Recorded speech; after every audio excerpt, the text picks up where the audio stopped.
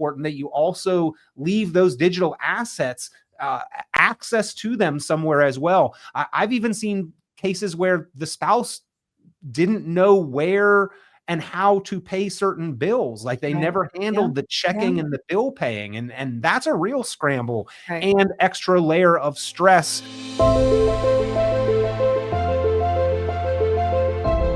So good to see you. Welcome back to everyone. Today we're going to talk about why 60% of wealth transfers fail and the conversation that every family should have this holiday season. So, of course, Peter, as you know, the holidays bring families together for better or worse, multiple generations under one roof, which is why it's also a great time to talk about family finances and the legacy that you want to leave behind. Because the truth is most wealth transfers fail because families simply don't talk about their financial goals and realities. So take a look at this. Nearly 60% of these wealth transfers fall apart because of a lack of communication and trust. Why is it so hard for families to have these conversations? Yeah, and unfortunately, I feel like this is a statistic that's probably going to continue because of the lack of planning and the lack of communication that happens around what is a touchy subject. And part of this I could see as being generational, that finances were not a topic that was openly discussed in, previous generations. But I also think it's generational in the fact that there's something called diaper syndrome, that if you've ever changed somebody's diapers, you don't want to take advice from them. And so parents don't talk to kids about their money because then the kids are going to want to give input and parents don't want to hear that. But this is a very important topic. In our profession, Erin, there is a phenomenon that is being dubbed the Great Wealth Transfer. And the Great Wealth Transfer is an estimated $124 trillion that is expected to transition generations by the year 2048. That is an awful lot of money. But unfortunately, I think that this Great Wealth Transfer, probably a third of it goes to the IRS, a third of it goes to the nursing home, and a third of it causes a lot of fights among family because we have not planned appropriately, efficiently, and effectively as we should. And we're not having the conversations across generations to talk about how to achieve what we really want, which is our own lasting lifetime financial confidence, and to bestow a meaningful and impactful legacy, positive legacy onto our family. Even if it's not of great value, we could be having these discussions and transferring values. Peter, what was that number again? How many trillions? $124 trillion, Erin, and an awful lot of money. Can you imagine 60% of that? I imagine that 60% of it will probably be lost. I think the IRS and the nursing homes are going to be the greatest recipients of these, unfortunately. So why might the holidays actually be the best time to have this difficult conversation? Well, what else are you going to be talking about? Football. I mean, we could talk politics, right? And cause fights there. Why not talk about money and get that out? No, in all reality, like I picture the generations sitting around the dinner table and all of the kids have their faces in their iPhones. I think it would be a cool conversation starter for a grandparent to kind of turn to a grandchild and say, hey, did you know that you actually own some of that company? I am beginning the transfer process and I bought some of that company for you to own, and get the conversation started in small bites. And now, for adult children, it may be a much more serious conversation, but I think that questions can be asked when everybody is gathered around that would not be as easy to address in phone calls or when we're distant and trying to correspond. Things like, hey, have you updated your legal documents? Fantastic. Love to hear that you've got that done. Hey, do you ever plan on relying on us, your children, for helping you out financially or medically if there is something that goes on? hey, by the way, guess what? We do plan on coming and living with you if there's ever something. Just thought you would like to know that, right? And by the way, we've got our legal documents that are going to prevent that from ever happening, or that is going to lay out exactly what we want to happen with our assets. Like, again, face to face, when everybody's gathered around, is a great time to have these conversations that probably would be swept under the rug, unless we specifically and meaningfully have these. And again, it can avoid political fights around that dinner table. All right, that's always good then. Yeah. So, what specific information should parents or grandparents share with their adult children? Well, I don't think you have to necessarily share dollar amounts, Right. but where accounts are, where to find certain things, who you have left sort of in charge of the process, and why. Amongst siblings, there might be some contention and ill will if one person is suddenly surprised, we left your other sibling in charge, and you don't have any say in the matter. If that's not discussed, or why we would leave the eldest child or the youngest child in charge of our affairs. And by the way, they have copies of all the important stuff or know where to locate them. And by the way, here is where they are located. Because, sometimes I've seen people unfortunately pass away, and then their family has to scramble to try to find things, didn't know their wishes, didn't know who was in charge of helping to make decisions, sat around and waited for the mail to show up for a year afterwards to see if there's any other life insurance that sends us a bill or any other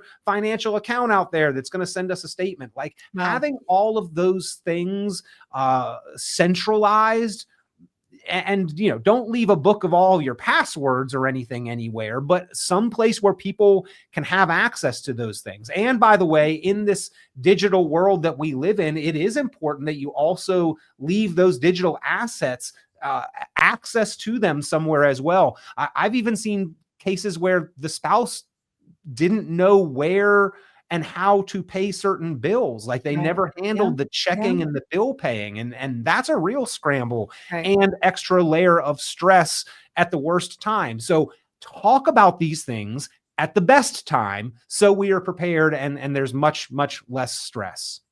So, what are the most important legal documents every family should review together? And how can this help avoid that confusion that you're mentioning later?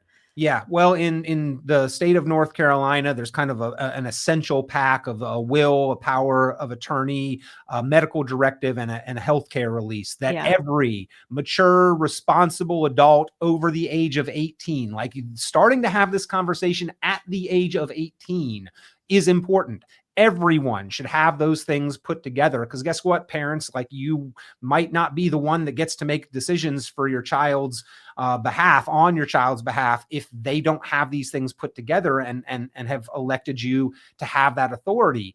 That would be a very unpleasant surprise. And there have been court cases, but those essential legal documents are, at the very least, things that everybody who is of age, who is married, who has kids, who has a mortgage, who has an income that a spouse or a household member relies on, all of those should absolutely be done. And then there are more advanced levels of planning. You get into the trusts and what those can do for you if you want to have any amount of ongoing control over your assets, and say so Right. about who gets what. And that actually is a point of concern as well. And it leads to people not getting their estate plan in order, is that they're maybe not wanting to relinquish full control to others even after their passing, and it makes them hesitant to actually take steps to retain that control and put in place pieces and documents that can help them have that limiting access and control for beneficiaries. So there are things that you can do, but you've got to take proactive steps to do them. Right. And you've been doing this for a while, Peter. So, what is your advice then? Like, let's get granular here for people to keep this positive as opposed to stressful and uncomfortable with their family.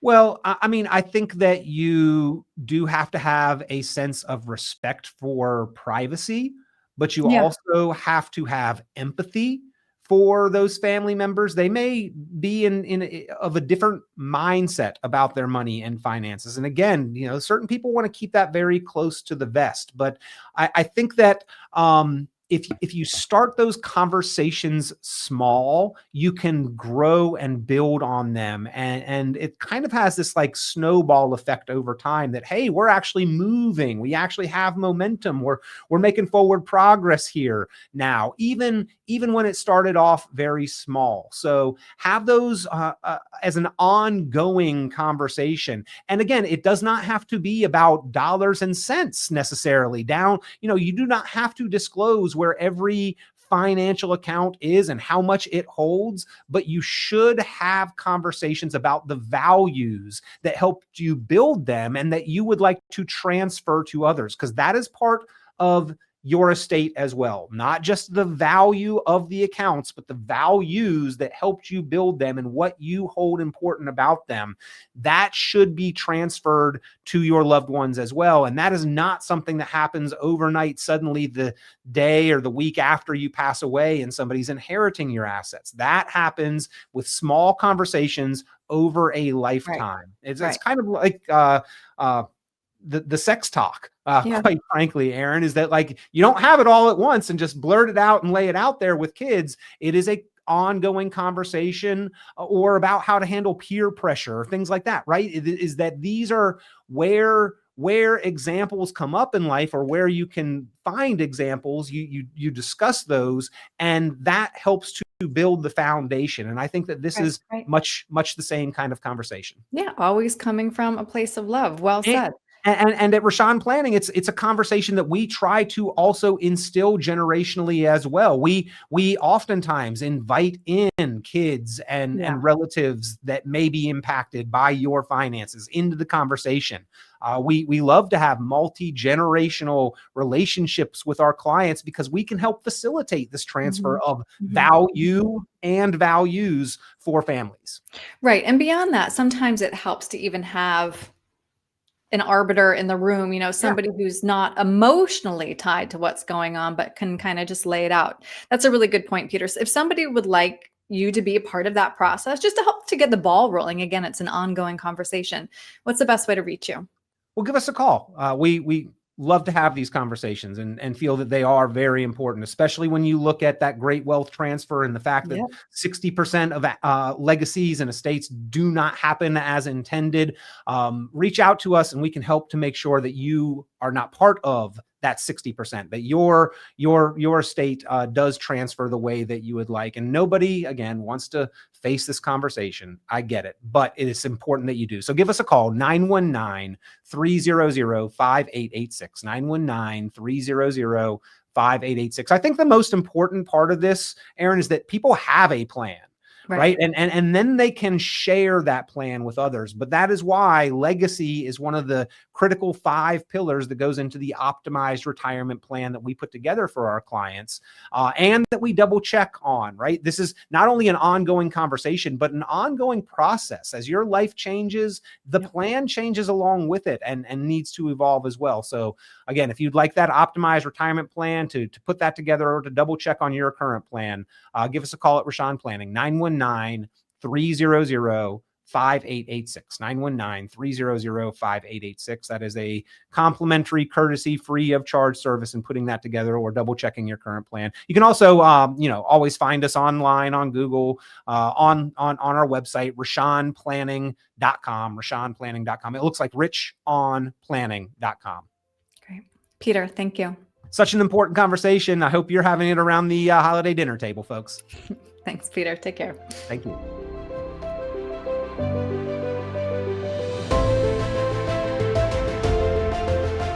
Hey folks, Peter Richon here with Richon Planning. So glad that you are enjoying the podcast, Planning Matters Radio. One of the tools that we've put out there that people really seem to appreciate and really are finding of value is at 919retired.com. It is your retirement tax bill calculator.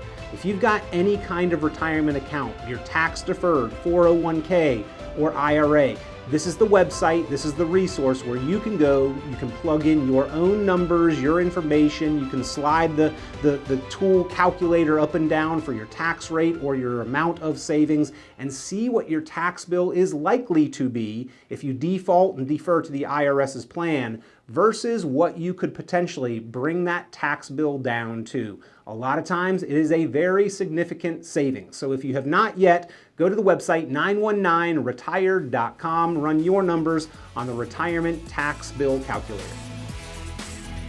This has been Planning Matters Radio. The content of this radio show is provided for informational purposes only and is not a solicitation or recommendation of any investment strategy. You are encouraged to seek investment, tax, or legal advice from an independent professional advisor. Any investments and/or investment strategies mentioned involve risk, including the possible loss of principal. Advisory services offered through Brookstone Capital Management, a registered investment advisor. Fiduciary duty extends solely to investment advisory advice and does not extend to other activities such as insurance or broker-dealer services. Advisory clients are charged a quarterly fee for assets under management, while insurance products pay a commission, which may result in a conflict of interest regarding compensation.